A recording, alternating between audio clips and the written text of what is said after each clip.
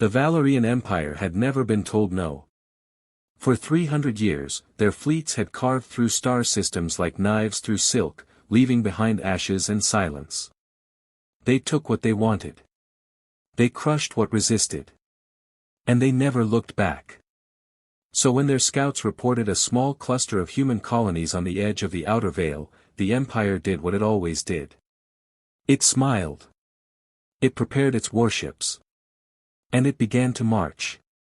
The border was marked clearly. A line of automated beacons stretched across 20 light-years, flashing the same message in every known language: this is humanity's frontier. Cross at your own risk. The Valorians had laughed at that. Risk? From a species barely 2 centuries into space travel? From a people who still sang songs about their home planet like children lost in the dark? The Empire did not fear humans. It pitied them. Admiral Corvin stood on the bridge of the dreadnought Eternal Flame, watching the black line of beacons blink in the distance. His mandibles clicked softly in amusement. Behind him, his officers waited in silence, their purple armor gleaming under the low light. The fleet stretched out for kilometers in every direction, a wall of steel and fire ready to devour the quiet colonies ahead. Send the message, Corvin said calmly. Tell them to surrender or be erased. The communications officer hesitated. Admiral, we are receiving no response from the human stations. All channels are silent. Corvin waved a clawed hand dismissively. They are afraid. Let them tremble. Advance the fleet. The Eternal Flame crossed the border first, its engines roaring as it pierced the invisible line. The beacons stopped flashing. For a moment, everything was still. Then the fleet followed, dozens of warships sliding through the void like predators entering a cage. Nothing happened. Corvin smiled. You see. They hide. They cower. This will be over before the sun rises on their little worlds. But deep in the shadows of the outer veil, something was watching. On the human command station Vanguard, hidden inside the hollow core of a drifting asteroid, Commander Eric Hale stood with his arms crossed, staring at the holographic display. The Valerian fleet glowed like angry stars, moving slowly toward the human colonies. Around him, the bridge was silent except for the soft hum of machinery and the quiet breathing of his crew. They crossed, someone whispered. Eric didn't move.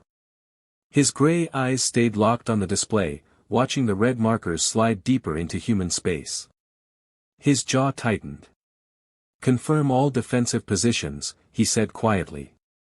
Confirmed, Commander, replied Lieutenant Sarah Voss from her station.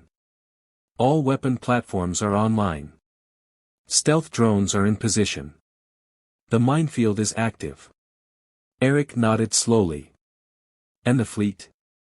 Standing by in the shadow zones. Awaiting your order. He exhaled through his nose. For years, humanity had watched the Valerian Empire expand.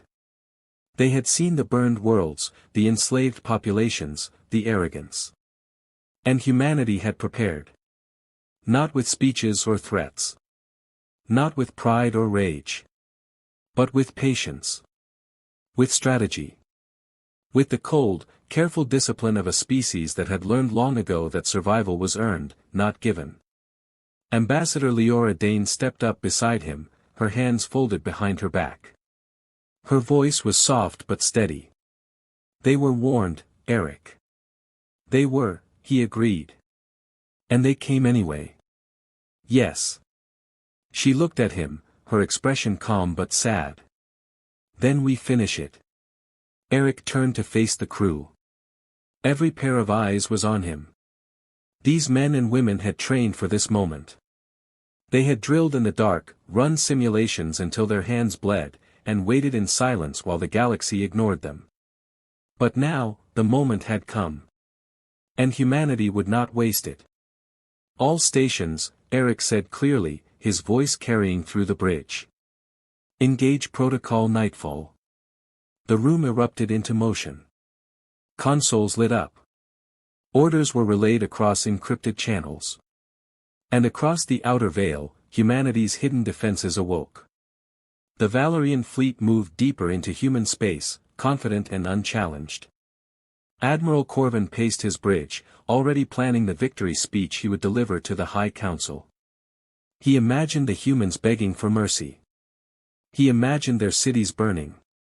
Then his sensors went dark. What? Corvin spun toward his tactical officer. What just happened? I don't know, Admiral.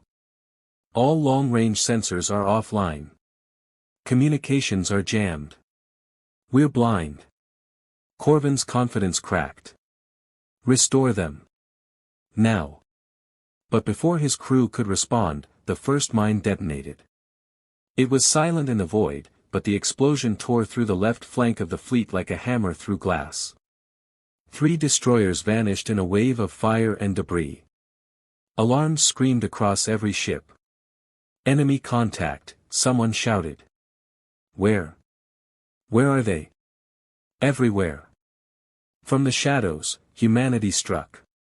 Stealth drones appeared like ghosts, firing precision strikes at shield generators and engine cores.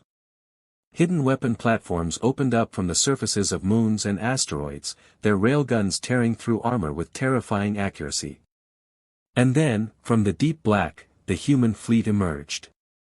Silent. Dark. Deadly. Corvin stared at the display as dozens of human warships materialized around his fleet, their hulls matte black, their weapons glowing faintly in the dark. They did not hail. They did not threaten. They simply began to fire. The eternal flame shuddered as rounds slammed into its shields.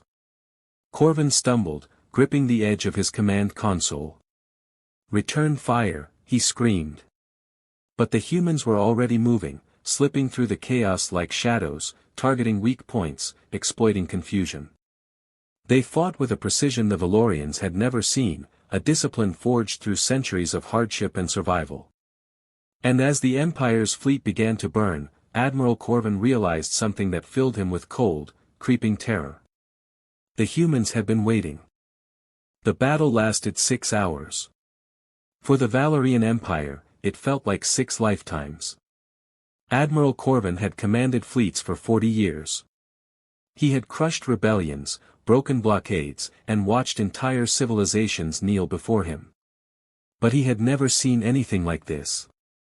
The humans did not fight like the other species he had conquered. They did not panic. They did not charge blindly into the fray. They moved like a single organism, each ship perfectly coordinated, each strike calculated to cause maximum damage with minimum waste. The eternal flame listed to one side, its shields flickering as another volley of human railgun fire punched through the outer hull. Fires burned on 3 decks. Half the crew was dead or dying. And still, the humans pressed forward, their black ships circling like wolves around wounded prey. Admiral, we need to retreat, his second officer shouted over the chaos. We've lost half the fleet. We can't. Retreat where? Corvin snarled, his mandibles trembling with rage and fear. They're everywhere. It was true. Every escape route was blocked.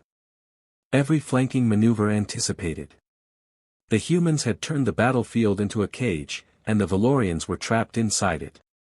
Corvin's claws dug into the console as he watched another dreadnought explode on the display, its core breached by a perfectly placed missile strike. How had they known? How had they prepared so well? The answer was simple, though Corvin would never understand it. Humanity had been watching. Learning.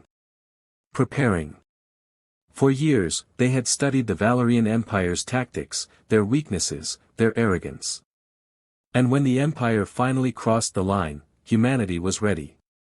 On the bridge of the Vanguard, Commander Eric Hale watched the battle unfold with cold focus.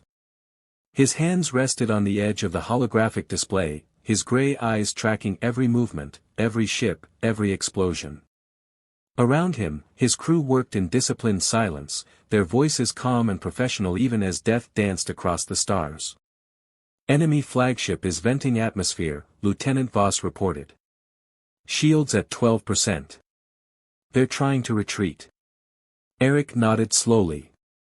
Don't let them. Deploy the interceptor wings. Cut off their exit vector. Yes, Commander.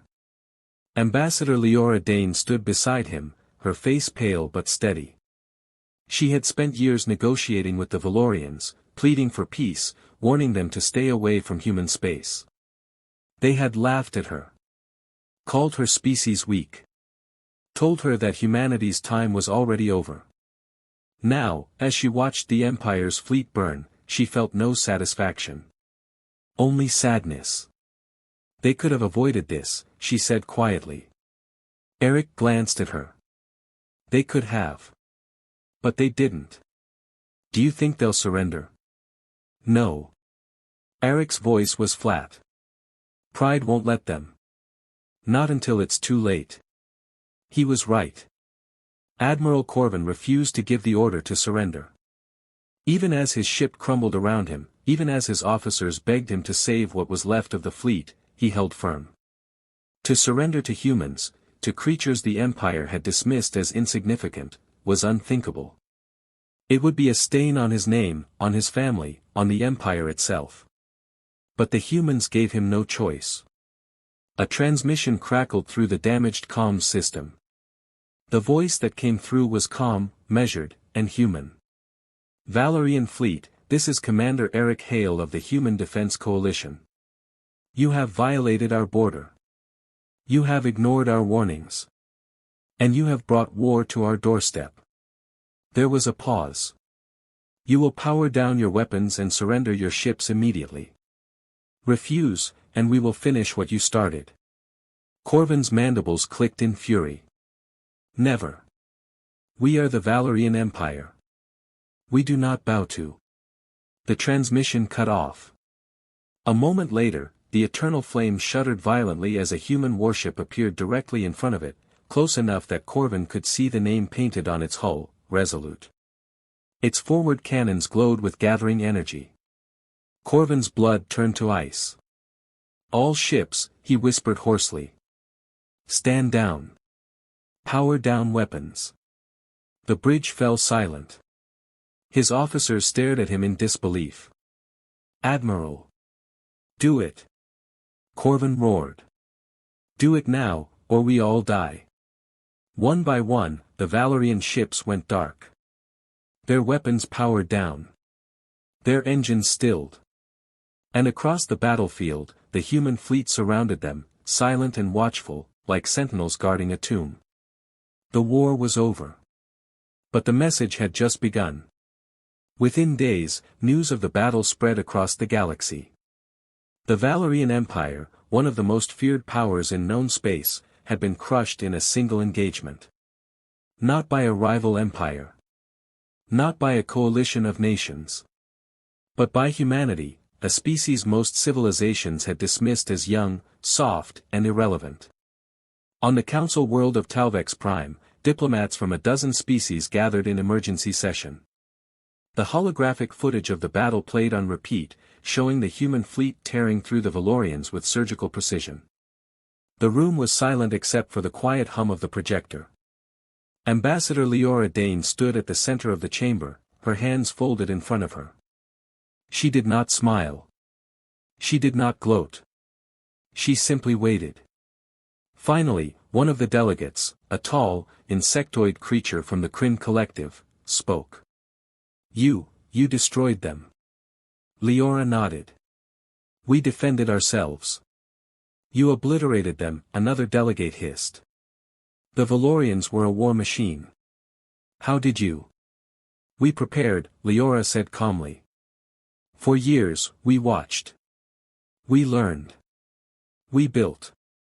And when they crossed our border, we responded. She paused, letting her words settle. Humanity does not seek war. But we will not be victims. The chamber erupted into murmurs. Fear. Confusion.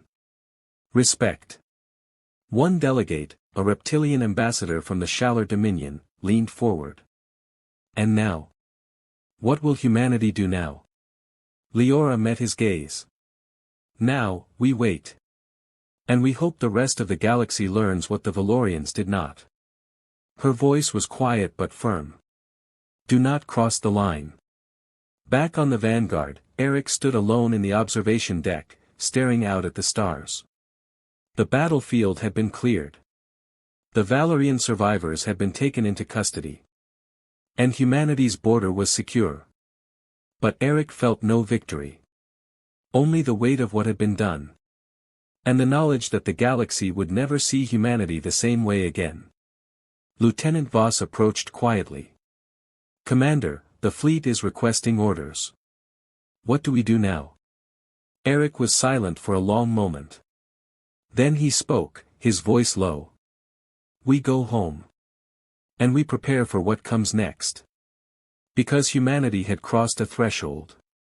They had shown their strength. And now, the galaxy was watching. The galaxy did not forget. In the weeks following the battle, every major power held emergency sessions. Trade routes shifted. Alliances were reconsidered. And everywhere, from the glittering core worlds to the distant frontier stations, species whispered the same question: what were the humans capable of? For centuries, humanity had been dismissed. They were newcomers, barely a footnote in galactic history. Their technology was adequate but unremarkable. Their diplomacy was polite but soft. And their military, though competent, had never been tested against a true empire. They were the quiet neighbors who kept to themselves, who smiled and traded and asked for nothing. But the battle at the outer veil had shattered that image forever. Now, humanity was something else. Something dangerous. Something the galaxy could not ignore. On Earth, in the sprawling headquarters of the Human Defense Coalition, Commander Eric Hale stood before a wall of screens displaying reports from across known space. Intelligence briefs. Diplomatic cables. Intercepted communications. Every major civilization was talking about humanity. Some with fear. Some with respect. And a few with barely concealed hostility. They're afraid of us, Lieutenant Sarah Voss said quietly, standing beside him. Eric nodded. Fear is a natural response. We showed them something they didn't expect. And now they'll either leave us alone or try to test us again. Yes. Eric's jaw tightened. Which is why we can't stop. Not now. Ambassador Leora Dane entered the room, her expression weary but determined. She had spent the last 3 weeks in constant diplomatic meetings, trying to calm the storm humanity had unleashed. Some species wanted assurances. Others wanted treaties. And a few wanted humanity to explain itself, to justify what they had done. But Leora had given the same answer every time: we defended our home. Nothing more. Nothing less. The Galactic Council has requested a formal hearing, she said, setting a data pad on the table. They want us to answer for the destruction of the Valorian fleet. Eric's eyes narrowed. Answer for defending ourselves? They're calling it excessive force. Disproportionate response. Leora sighed. The Council is nervous, Eric. They've never seen a species rise this quickly. They don't know what to do with us. Let them be nervous, Eric said coldly. The Valorians crossed our border. They ignored our warnings. They came to conquer us. We gave them a chance to leave. They refused. He turned to face her. We did what we had to do. I won't apologize for that. Leora met his gaze. I'm not asking you to apologize. But we need to be smart about this. If the galaxy sees us as warmongers, as conquerors, then we've lost before we've even begun. Eric was silent for a moment. Then he nodded. What do you need from me? Come with me to the hearing. Stand beside me. Show them that humanity is strong but not cruel. Capable but not reckless. She paused. Show them that we are not the Valorians. Eric considered this.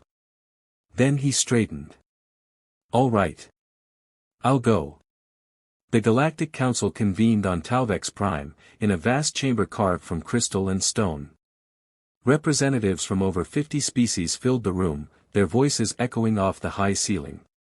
At the center of the chamber stood a raised platform where the accused, or in this case, the questioned, would speak. Ambassador Leora Dane and Commander Eric Hale walked onto the platform together, their footsteps echoing in the sudden silence. Every eye in the room turned toward them. Some gazes were curious. Others were cold. And a few were filled with barely concealed hatred. The Speaker of the Council, an ancient being from the ethereal collective, raised a translucent hand. Humanity has been called before this council to address the events at the Outer Veil. The destruction of the Valerian fleet has caused great concern across the galaxy. We wish to understand your actions. Leora stepped forward, her voice calm and clear. The Valerian Empire crossed into human space without permission. They ignored our warnings. They refused to communicate.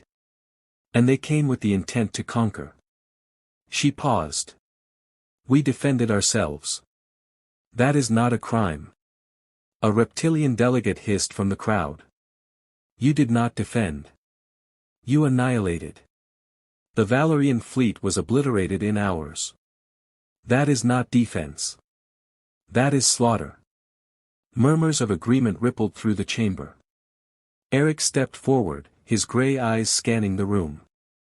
You're right. We destroyed them. Completely. Do you know why? He let the question hang in the air. Because we could not afford to lose. Humanity has no empire. No vast armada. No coalition of allies to call on. We have only ourselves. His voice grew harder. The Valorians came to erase us. If we had held back, if we had fought gently, they would have regrouped. They would have returned. And next time, they would have brought more ships. He paused. So yes, we hit them hard. We hit them with everything we had. Because we fight to survive, not to prove a point. The chamber fell silent. The speaker tilted its head. And now? What will humanity do now that it has shown its strength? Leora stepped beside Eric. We will do what we have always done. We will defend our borders. We will protect our people. And we will not start wars. She looked around the room. But we will finish them. Another delegate, a winged creature from the Avari clans, spoke. Many here fear that humanity will become the next Valerian Empire. That you will use your power to conquer, to dominate. Eric shook his head. We won't. That's not who we are. His voice softened slightly. Humanity has known slavery. We've known oppression. We've fought our own kind for centuries before we ever reached the stars. We know what it's like to suffer under tyrants. He met the delegate's eyes. We will never become what we fought to escape. Leora added, but we will not be victims either. The galaxy must understand that humanity will defend itself. We will not be conquered. We will not be erased. And we will not stand by while others threaten our existence. The speaker was silent for a long moment. Then it spoke, its voice resonating through the chamber. The council has heard your words. We acknowledge your right to defend your territory. But know this, humanity is now watched. Your actions will be scrutinized. And if you deviate from the path you have claimed, the galaxy will respond. Eric nodded. We understand. As they left the chamber, Leora exhaled slowly. That could have gone worse. Eric glanced at her. Could have gone better too. True. But we made our point. She smiled faintly. Now we just have to prove it. Months passed. Humanity did not expand. They did not conquer. They rebuilt their defenses, strengthened their borders, and continued to trade peacefully with neighboring species. And slowly, carefully, the galaxy began to relax. But humanity remained vigilant.